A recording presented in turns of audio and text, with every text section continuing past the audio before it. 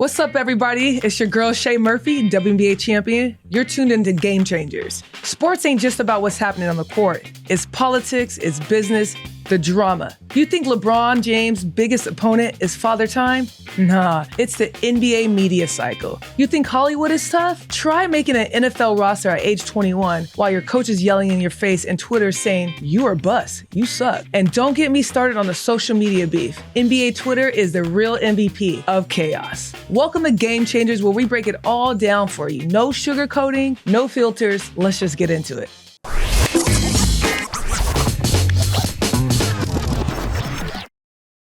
Right on, let's get into it. Real talk topics. I got my boy, co-host Sean Butler out here. Interim. We'll see. What's up, Sean? Thank you for joining us. Thank you for having me. I'm excited. Game Changers. You heard it. With Shay Murphy. You already know, man. Listen up. Tell me about it right now. The culture is getting louder, right? Yes. Like, talk to me about that. Like, what is going on? I mean, I love it. You love it? I think the culture should be loud. I mean, I think, we live in a time where a lot of culture was subdued. It wasn't a lot of things that we can say. Right. And I think, with the new, obviously, influx of like social media and now a lot of athletes having voices, It just kind of really makes it seem like fun and unique. And everyone, I hate to say it like this, like everyone has a butthole. Everybody has an opinion. Like, you know what I mean? So, it's not one thing that happens where it's like, there's no one with opinion. Like we talk about Shedeur Sanders thing, right? Oh my goodness. The next day, that actually brought so much ratings to the NFL. It's crazy. Which part? You mean him being drafted 144th or just him being the son of Deion Sanders? Yeah. Both. I think, him, that the culture's, and it goes back to you said, the culture's loud. You have a player who, to be honest, Shedeur was at a HBCU. Yep. Father left, went over to Colorado, took they was like sorry, last. Call them what they is. A sorry Colorado team. Colorado team, right? And then took that and ran them to a bowl game. Yeah. I mean, that's a really great success story. Even with the HBCU, he did the same thing. So to kind of see him go through what he went through during a draft, it's crazy to me. Right. You know what I mean? It's like, and it, like we were talking about it earlier, like, do you think it's his dad? Yeah. I mean, a little bit of both. You know what I mean? Part of it's like, you don't expect that. He has the numbers, but a lot of things got in the way. Was he too cocky? Was the last name? You want your quarterback, your leader of the team, to be a little bit, show humility. You got to be a general, you know what I mean? So flashing the rolling, which I love it, that kind of sells tickets. Right. But in the end, it hurt him, I think, in the draft, all that flash, your dad, Sanders in the back. So and it's funny because, I'm a man of a certain age. So, growing up watching Deion, that was his thing. And, also back in the day, it wasn't a lot of... there was no social media. Right. So when you did see the flashy and you see his dad, it was just all on TV. Right. So it was a facade. Primetime TV. Prime time. Exactly. So now I think it's just a different time. We also in a time where I feel like a lot of people are sensitive and vulnerable. And like, you got to watch what you say. Yeah. You got to obviously... Especially in the NFL, like, I played with a really great wide receiver when I was in college named Marcus Colston. Marcus was, a really great player at Hofstra. And I remember from what I know what the story was, when he was going through the combines and all that, he was just quiet. Yeah. And I heard that perceived him as he was cocky. He wasn't, hey, what's up? Or whatever. Yeah. And then it dropped him in the draft. I mean, the good irony of it, he went like almost last in the draft, but ended up becoming Rookie of the Year that year. After that year? Yeah, for the Saints. Dang. You know what I mean? So like, it goes to show you it can happen. And it's really based off of, it's like a job interview. Like these coaches are looking like, can I hire or draft this player and with 8 months or whatever, how long the season's going to be? Yeah. Is he gonna be a troublemaker? Is he gonna draw too much attention to him? Is he bigger than the team?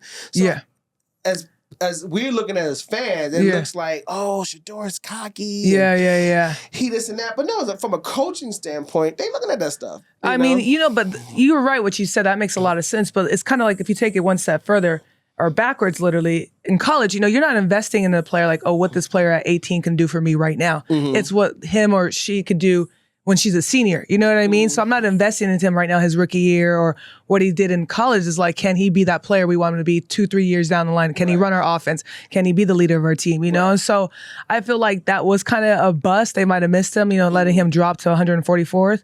But on the other stand, it adds a chip on the shoulder, like Tom Brady said. He's been working with Brady. You telling me this guy, there's other quarterbacks better than him ready right now? I mean, they took quarterbacks over him, and it was just kind of like, that's when you start saying, Right. my coach used to say, don't stop shitting on my face. And I was like, they are all shitting all over his face. All over. And I think he handled it like a champ, though. I think he did. I respect him for that. Right. He could have been, salty, loud in the media. Yeah. Making post and all that. Yeah. And I don't know about how you feel about when the guy prank called. Oh. Was that somebody from the organization that prank called him? The kid stole Shador's number, who I guess Boost Mobile was a sponsor with him. Okay. Boost sent him a separate phone with a separate number only for the NFL to have for the draft.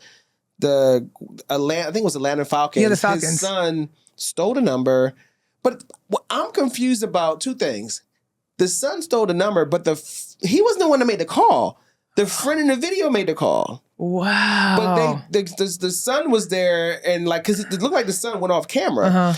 But it's another white kid. Yeah. Like, hey, but the son is getting, and I get because he's so much. I'm like, well, why is no one talking about the guy who actually made the call and got his hopes up? Like, that is, to me, that is crazy. That's something that never has ever happened. I mean, and then the fine was light, $300,000 only. The Falcons only got fined $300,000. But the coach got fined $100. Oh, okay. So I don't know how much his paycheck. Yeah, right. Still probably pennies. Listen, I'll tell you one thing, it couldn't be a black kid because that kid would have been whooped. Arrested. They would have probably put him arrested, fined. The dad would have been fired. 100%. With no tolerance. But I just think he handled like a champ, and jokingly, I'm sure he was like, "Yeah, Dad, you fucked it up for me because you doing way too much." Yeah, no, 1,000%. I know his brother's like, yeah, but I think it's great though. Like you mentioned, like he did show his resilience, be able to handle like a loss technically, and like like I said, I think everyone's hoping that it motivates him. You know, like when you like. I mean, the sucky part is like they really like him. He went to the Browns. The Browns. That's like the QB death. It is because Winston there. They got the other quarterback is hurt. They got oh my God, what am I bringing this name? He's from Delaware. Joe Flacco. Oh, I didn't know Joe Flacco was still in the league. Yeah. No, I thought he was on staff, like going to be the QB coach. I know, Joe. Yeah, Joe Flacco. Hey, you're a legend. I didn't know you were so late. I thought you were a quarterback coach. Like Joe Flacco is my uncle. Hey, Joe Flacco's uncle though. Yo, he is uncle. I played against him in college. No, you did not. Where did he go? Boston College. He went to Delaware. Delaware. He went to Delaware. He was a senior. Wow. I was sophomore, I believe. You played against Flacco. And they came and bust our ass. I ain't gonna lie. Shout out to Hofstra. But he came in and that was like the biggest quarterback I ever saw in my life. Yeah. I was like, who the fuck he's tall too. What, he's like 6'4"? 6'4", 6'7". Yeah. But also you mean cleats and pads. Oh yeah, give you 2 more inches, like 6'7". Yeah, 1,000%. You know what I mean? He was just throwing over people, hiking like he's a good quarterback. He's a really great quarterback. I like staying in the pocket quarterback too. Like really, like I think he's textbooks, honestly. Yeah, no, facts. But when's the last time he threw a pass in an NFL game? Ooh, good question. Ooh, Shay. No, I want to know because I want to know. I'm a fan. I respect legend for sure. A backup quarterback somewhere, or was he playing somewhere? Was he backup for Atlanta, or was it Washington? I got the Commanders. Maybe not the Commanders. No. He was definitely. I know he did a 1-year contract with the Browns. Okay. So now it's like I still think Shador is going to win that spot. I mean. Only other person I think could beat him is Flacco because of the experience. Flacco's a good player. Yeah. He's seasoned. He know how to read his plays. I mean, I think Shador could probably learn from him. Yeah. And then probably by mid-season, I can see him coming in and taking over. Or they create a package for him to be more of a run quarterback like the Steelers did with Wilson and... Yeah, exactly. Yeah, so the other guy. That's a whole other conversation. I know. Steelers, man. Oh, dang. I don't even know what's going on over there. Man, but I mean, I think this is going to be an interesting season. There's a lot of new players, a lot of new talent out there. And then, just talking about football, being a man's world, let's get into the LGBTQ community, because football, NFL and NBA is the only still professional sports that don't have a pride night, that don't represent, that don't identify, they don't celebrate that. Why do you think those two sports are? I mean, I think it's always a misconception. I mean, we coming in the era, like, even now today, I always talk about, like, being in the LGBT back in the day was so much harder, because it wasn't accepted. It's a little more accepted now, but I still think the NFL is the shield. It's tradition. It's family. It's America's game. You know what I mean? So I think marketing wise, I think it's something that they don't want to push forward to because it changed the rhetoric of who they are. Okay. Do I think it sucks? Yeah, because there are a lot of players that probably are within that spectrum. Absolutely. Of course. But like we talked about earlier, it's like you see maybe a few, you could probably count on your hand how many players have came out. Right. And the following year they like, waived. Now the team. Then the CFL or something. Like that one AFL. kid who played for Hampton, I forgot his name, came out. The big lineman? Not the lineman. You know I know you're talking about. There's another receiver. Jamal, what's his name? Bryson. Yeah. Good looking kid. Came out. It was this big old splash. He's a good player. I looked at some of his tapes and then like, he didn't get drafted. Wow. I mean, I think he's trying to maybe find a free agency, but it's not happening for him. It's not happening. And it's just like, the question, really big question is like, does it behoove you to come out and be yourself? Or do you feel like I should just kind of really keep it on the DL? Our favorite word. Keep it on the donut. Yeah, on the donut. I mean, you definitely, especially for the NFL and the NBA, you see these, I don't know if you've seen these memes going around on Carl Anthony Towns is calling me zesty right now. Oh, there's yes. They're catching him doing little things like, whoa, Oh, is that the video where he was like, yeah, and he's like, he makes a shot, and I know Cat is a great player. Right. There's some kind of zesty moments, that have been seen, But the thing is, it's just like, the word zesty to me is so funny. Yeah. Because, I think that's the world we live in about, toxic masculinity, right? Where it's like, yeah, you may have some guys that can be zesty, and it's like, if they can play, they can play. I remember I went to a game with my brothers in high school, and I was laughing in my head because the point guard was it was a school called New Hope in PA, and really good, known for shooting, all white school.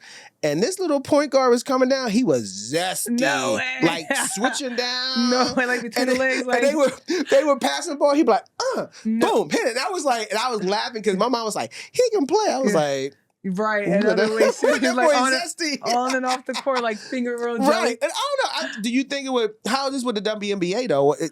Obviously. For the W, and I think especially for like women's soccer, women's softball, there's already a negative, automatically if you play women's basketball at a professional high level, you're gay, you're lesbian, you're part of that. And I remember there was like a stereotype, with the cornrows, and even me coming into college, the tattoos. Everybody had like the Gucci fanny pack. I was like, I don't want to be a stereotype, I remember in my draft class, I was the only Teresa Witherspoon set the tone. Oh, she set the tone 1,000%. But that draft class, I was the only one wearing a dress. So I over hyped it. Wait, you wore a dress on your draft? Everybody else was drafted. I was still in the closet then though too. I was still not in my what'd you wear? No, we'll pull it up. I'll show you one day. You had to pull out the picture. But it's on my Instagram. Did you have an Easter dress on? It was like a polka dot dress. I remember having heels, but everybody wore pantsuits or like a two-piece. And I was just like, I was gonna wear a dress. I'm like, it's the draft. I thought. Did your mom force you to feel like? No, or you just felt I think that was one of my favorite dresses, low key though. And so he's like quinceañera. Yeah, like a quinceañera for sure. No cap. But I remember liking it, and then I look at that photo now, 10 years later. I was on my own. Was I thinking? I was in my own journey back then. I was really open. I came out really late in life. Did you feel because of the?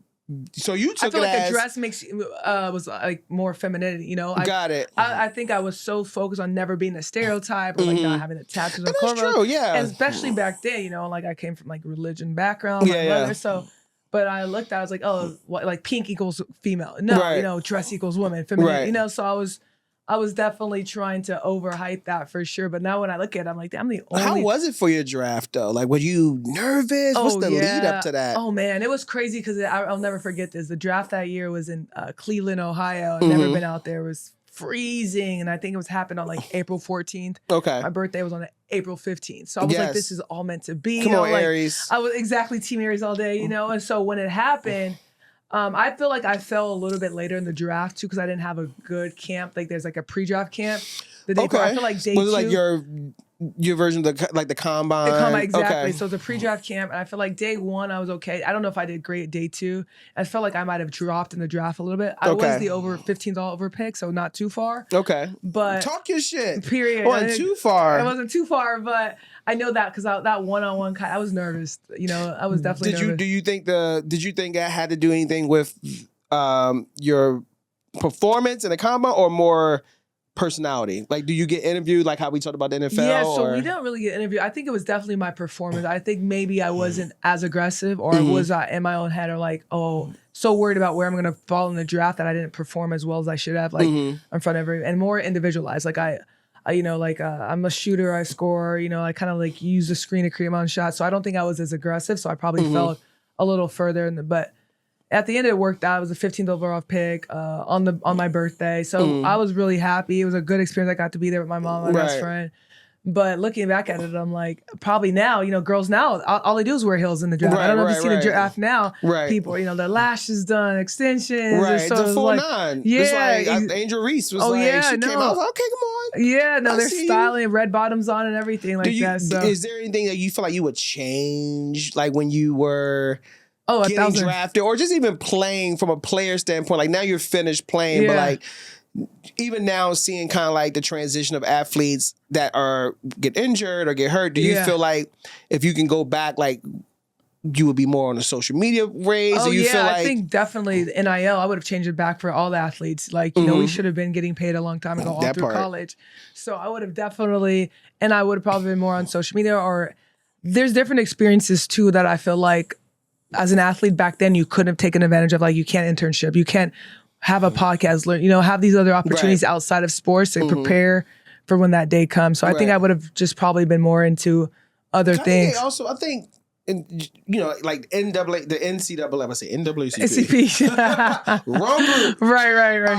I think like they fail to realize, like, even though we're student athletes, like we're still going into a business. If you do go to pro, that's an entertainment business. Yeah. So like, even though you're hiking a ball, shooting a ball, playing tennis, at the end of the day, when you off that court, you have to maintain some type of stardom, because you don't know when your career is going to end. Right. And then you like, fuck, I didn't do enough of this, or I should have thought about doing this. Or investing your per diems, money, your Pell Grants that you get, like in investment classes, they pay for all these meals or this, or you get the stipend. Why not set up some different... And financial literacy is also not taught. Yeah, I know. Angel Reese and Magic Johnson, I don't know if you saw that, they're creating a program to teach that. Oh, really? Yeah, they just announced it literally like probably 48 hours ago, a literacy program created by Angel Reese and Magic. He invested nice. Which is huge. That's super huge. I mean, what do they call 90%? Excuse the math. Jamal, you can find out for me. A percentage of whatever athletes go broke. Yeah, for sure. 1,000. And because they don't invest their money. Exactly. I had one player I was working with before, and I remember they told me, they was like, bro, I couldn't even wait till the NBA season started. I was like, why? He's like, I was just spending money. Yeah. He's like, because, he's like, when I signed, people don't understand, you become an instant millionaire. It's not like I'm overnight, like an actor. It's like, I got my first role. You getting paid $500, sitting there for 12, 13 hours on set. Yeah. When you sign as an NBA player, it's like you're an instant millionaire. Or in NFL. Like it's a different world, especially if you're coming from a humble background. Right, you like, exactly. I can only imagine being that age and like, I'm making $20 million. Right. I know, immediately know. So I think that program, that like with that investment program, the financial literacy class that they're going to do is going to help a lot of people, especially in high school now. Because these high school players, by the time their senior year, they're getting paid $300,000 from colleges now because of NIL. Which is crazy. They if you're the top 5 or top 10, you're going to be leaving high school with $300K. And as you should, especially because I think people felt real like you work hard as a student athlete. One thing is like playing high school or playing, Pee-wee or whatever. It takes a certain mindset to play at a collegiate level. Just get a scholarship, and then they go pro. So it's like, even for you, Shay, like you got drafted. You won a championship, y'all. That takes a certain level of just determination. That takes a certain level of skill. And it's just like a really, really, it's commendable for you because it's like, that's a high level. It is. I mean, you can't get no higher than that. When you look at you, I put you the word with LeBron, like just winning championships. Do you feel like you should have won more? I think so. I feel like I went to the finals twice, and so out of my whole 10-year career, so it's hard to get there, And so I remember the first time I went, we lost Game 5 to the Indiana Fever, to the Phoenix Mercury. So I remember I'm like, am I ever going to get there again? It's just like, it's different, and it's just like that hard work, that discipline. millennials, we get it. Now, Gen Z, they're built different. You know what I mean? They're doing everything quick. I don't know, not saying they don't have the same discipline, but like they're used to instant fame, instant everything, followers, everything. They're from walking on from the tunnel fits to, now everyone's advocating now for mental health. They've done things that we didn't do. Right. We couldn't even talk about. We didn't even know how to talk about them. Like it's certain things now, like we both in relationships. So it's certain things now, like my partner's younger than me. So it's like, I'll say stuff like, oh, that's kind of like anxiety thing. And I'm like, right. And I go in my room like, what the fuck are you talking about? No, anxiety. Like back then they tell you to suck it up. Like right. Anxiety. Like, anxiety. And I'm like, then I've been like, so now I started using it against them like, I don't feel heard. Yeah, I don't feel heard. I don't feel heard. No, literally. They'll be like, oh, I can't get out of bed today because of, and right. Like, I need a mental health day, which is nuts. Our coach would be cussing you out, like, get your crazy up. But the thing about, like you said, the Gen Z and them being built different is like, the difference with us is like, I think the social media really helps them. When you talking about getting drafted and like now all these young athletes are creating an audience for themselves, right? Which, like I was just telling my brother today, like I found this one kid, I think I was telling you, he's like 5'7", played for Miami. He was talking about just being an overseas player. And all his reels are just kind of his day in his life as an overseas player. And I'm like watching like, oh, wow, I didn't... Because every overseas player is different. Right. So like, but what I like is that these young Gen Zers are creating an audience for themselves, especially these young athletes, where it's like, I'm gonna get there somehow. Because even the kid, what's the point guard for the Sixers? Everyone call him Zesty. Oh, everybody, he's so zesty. What's his name?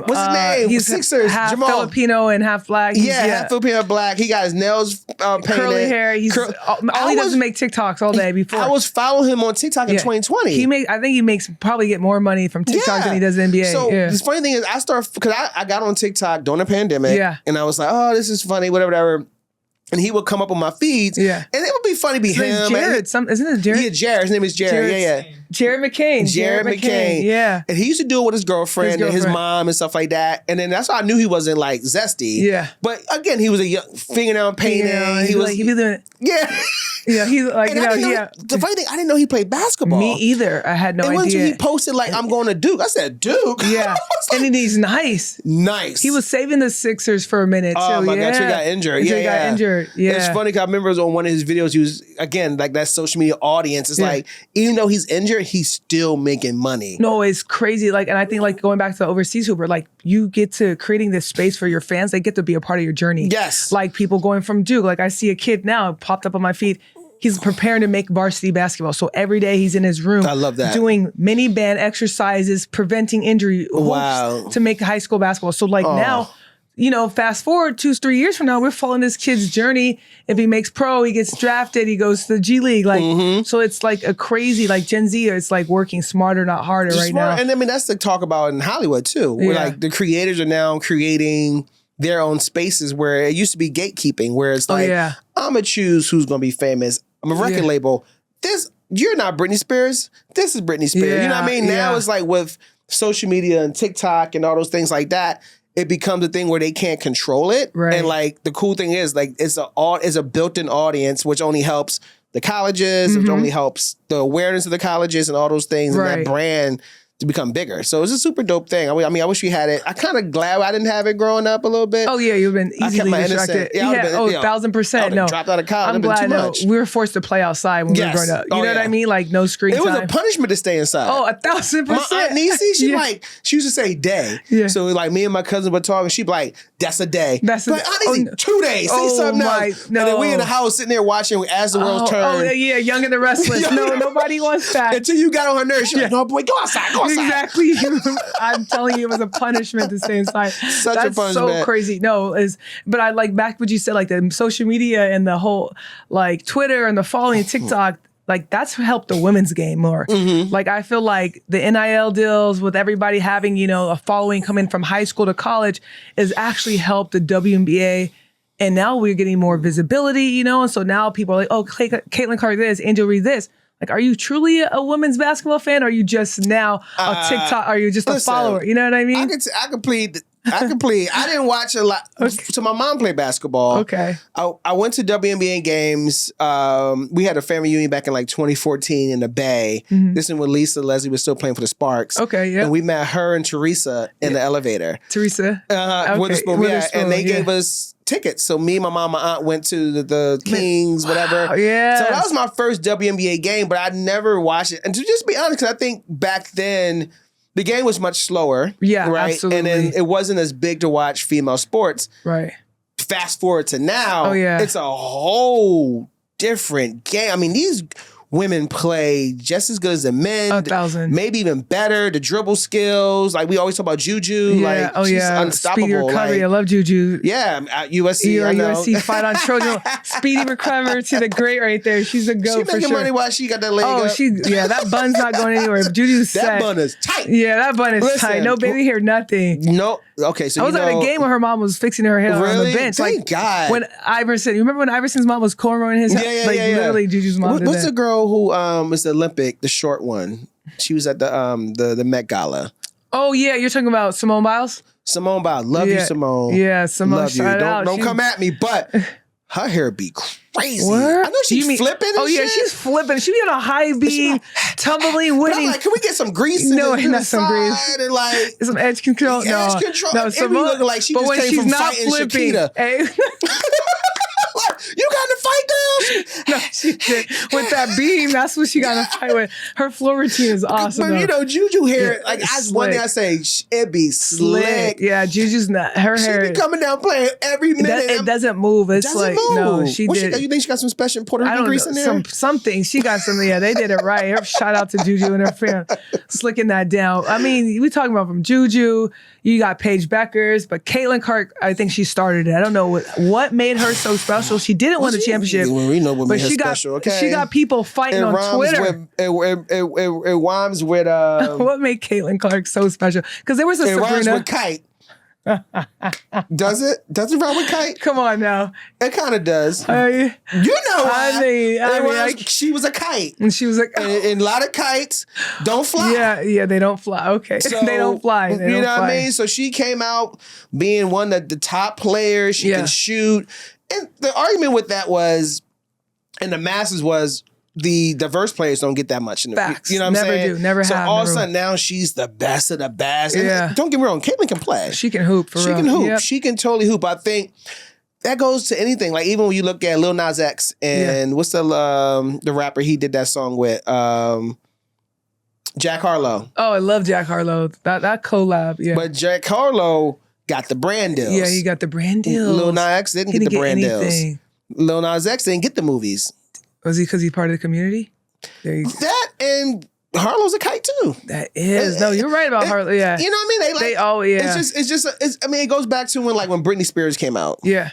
When Britney Spears came out, everyone was like, who is this kite that can dance and sing? Because we wasn't used to that. We had the Janets, we had all that. That was a anomaly. Yeah, that's true. You know what I mean? They created that. They created that. And I think obviously social media made it worse because everyone, again, it goes back to that opinion. Oh, this and that. And instead of just saying she's a good player, she so happened to be a kite. Yeah. Damn. No, you're right. If you see the word kite, drink. We're gonna have. I know. How many times he said you take a shot? Like, because that's Everybody, Sean, what's a kite? Well, around, you know what a kite is. Does it? Yeah, you're right. No, that's so funny. Do you in college, like with Caitlin Clark and all, like, do you feel as though? Is there a divide in the WNBA when it comes to that? I think it starts definitely with the brands too. You know what I mean? Okay. Like who gets the first shoe deals when, you go Adidas, Nike, who are they giving to? There was a lot of players like you mentioned before. It was 3-time gold medalists, leading the league in this. And they don't have a shoe deal. They're not on billboards. So that's what it definitely starts with the branding. But I think in the W too, like, you get that one draft pick. Same with Cooper Flagg, who who the Mavs they just started drafting. The cold white boys. You got Durr, you got Luka. But is that the ball from Duke, right? Yeah, Cooper Flagg. They can hoop. What about the other? Like, are they? No one's getting excited when somebody else is that good. The anomaly. Exactly. Race will always come into it. That was like the Larry Bird and Magic Johnson. Right. Either you was a Larry Bird fan or you was a Magic Johnson fan. We knew kind of who was on what side. Right. You know what I mean? So, yeah, exactly. I and know. he played for Boston. We already know that city. Yeah. Sorry, Boston, but Boston. I know. I mean, I'm going for the Knicks. I got to hope the Knicks. Yeah. Ooh. The Knicks and Knicks. the Celtics. Obviously, you think the Knicks is obviously closing it out. The Knicks were also good the year before. Yeah. Right? So they have a little bit. It was only a matter of time for that it's going to catch up. Absolutely. You know what I mean? And Boston's good. You know, what's name's down now, but like JT, speedy recovery to Tatum. Yeah, I love him, but like I honestly think it's going to be very much a Knicks. I don't think the Knicks is going to make it to the finals, though. No, New York Knicks and Indiana. New York thinks different, though. I talk about New York friends. They be like, Knicks winning, bro. I'm like, all right. It could be Eastern Conference Finals could be New York versus Indiana. Ooh. And then coming out is going to be Denver versus OKC. Who's your pick? And then I think Denver and Knicks are going to be in the finals. Denver's going to win it. You think the Knicks going to the finals? Yeah, I think Knicks are going to go to the finals. So you think they're going to beat Boston? Well, they're going to beat Boston, but don't they got was one more after that? They're going to have to beat Indiana. Yeah, you think they're going to beat Indiana? I think Evan Turner, it's going to be hard. It's going to be a good game. Yeah, I think it's going to be a good game. It's like when the Lakers were playing the Sixers when Iverson played. It was like David versus Goliath. That was amazing. I love that. That was one of my favorite series. Gosh, I remember I was in New York, Harlem BBQs. I had a Hennessy with the extra shot. You were out there. I remember it. It was hood. Right. Yeah. Harlem makes you hood with some Hennessy. No cap. And the girls ain't like, come on, Iverson. I was like, yeah, it's right. Yeah. Of course, no. That Iverson, he's the best. If you could play one game of one-on-one against any athlete, dead or alive, who would it be and why? One-on-one? One-on-one against any athlete, dead or alive right now. For media clout? I mean, forever. If you want to, it depends where your mind is. You want to win or you just want the opportunity to be on the same court with them?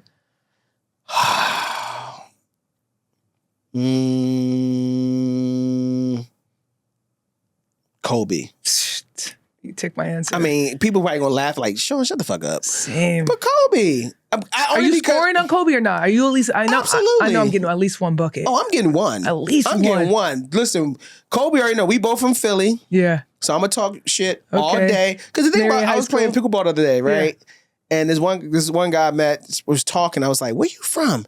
He was like, "Philly." Soon as we found out we both from Philly, the shit talking started. Oh yeah. And the thing about Philly people, we can be down 10-0 and still talk shit. You ain't nut. You a nut. You know what I mean? Like, my God. We don't care. So I think with Kobe, because how competitive he is. Yeah. And I'm also competitive. I think I would give it a run for. He probably beat the hell out of me, elbow me, I'm gonna get shoot one on me. But my goal would be at least get 8 points. Wow, that's ambition right there. I said I'm getting one. Who would you play? I would be Kobe too. Like okay. I love Kobe. That's my guy. I got tattoos of him on me.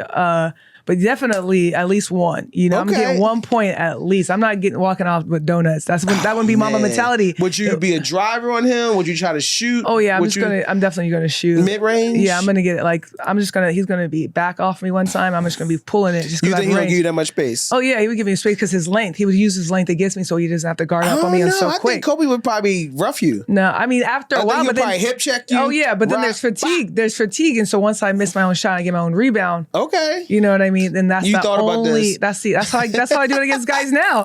I outwork them, you know. We gotta get you and Jarnell on the court. Oh yeah, he hit me up actually, saying he's ready for a workout. He played. I was with Jarnell last Friday. It was funny because he was going to play. Yeah. He's like, yeah, I'm going to hoop. Everybody hoop for the summer. I was like, yeah, we gotta get you and Shay on the court. 1,000. Then I was like, I get on the court with you. He's like, Sean, you don't want none of this. I was like, oh yeah, I know. I told him. Jarnell is big. Oh, he can go. Oh no, I'm not. No, not in the paint at all. Yeah, no. Jarnell is like 6'5", body. Like, yeah, banger. He told me like he's trying to lose weight. I'm like, to me, I don't think it just. No, he just fits his size. Yeah, exactly. No, we could get him on the court. He's like, yeah, you know, when I played, and I was like, I wanted to tell Jarnell, like, Jarnell. In my head, I was like, that's when he was 20, brother. Yeah, a long time ago. No, I told him to come join my co-ed league I play on Sundays. So oh, really? I told him he needs to come. We play on Westchester. You should have him come up. I know. I told him. Yeah, he said he was ready to start working out, so I'm gonna get him with the stairs a little bit after doing the stairs. Oh my God, we gotta tape that. And then, oh my God. But no, question for you though: if you could ban one thing from sports forever, what would it be?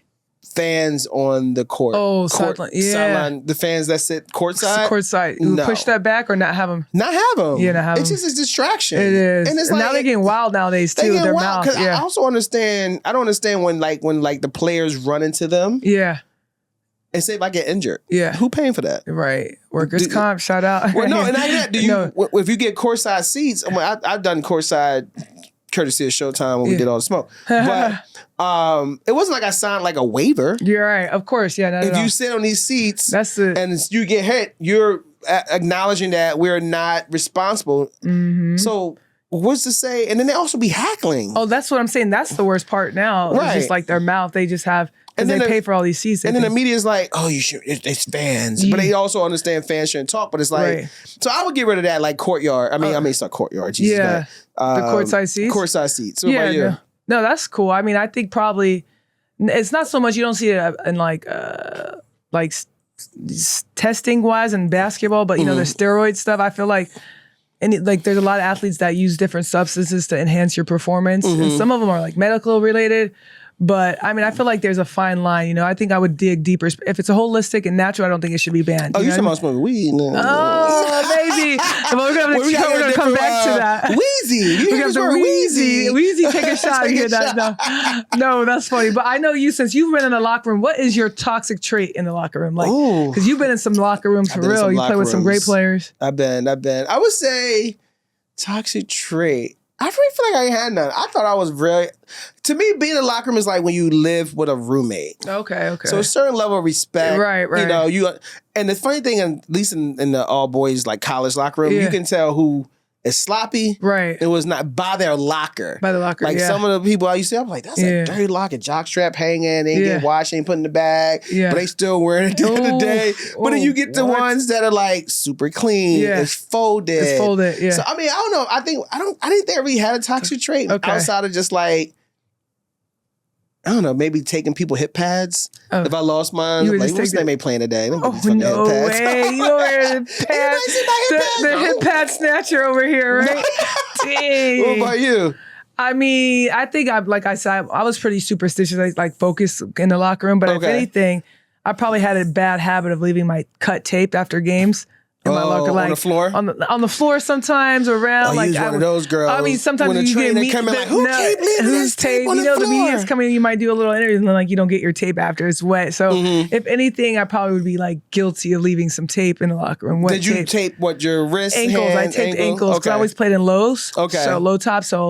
And I have skinny ankles, so I always had my ankles taped. Why you always playing lows? You ain't like mids? Yeah, just for light. Like once the Kobe's really came out, it was like the lightest shoe. I think the Hyper Dunks was the first shoe. Did you like the Kobe shoe? I love the Kobe's. The Hyper Dunks were light. I like them, but I'm saying I didn't feel like they was comfortable. See, it depends which one's like. The fours were one of the most comfortable. Which one was like yellow and purple? It was like flat.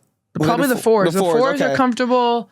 I like the sixes. The fives are probably really more tight, but he based that off a soccer cleat because he loves soccer so much. Got it. So for me, like to be able to cut and have lateral movement and like the agility. But most basketball shoes aren't comfortable.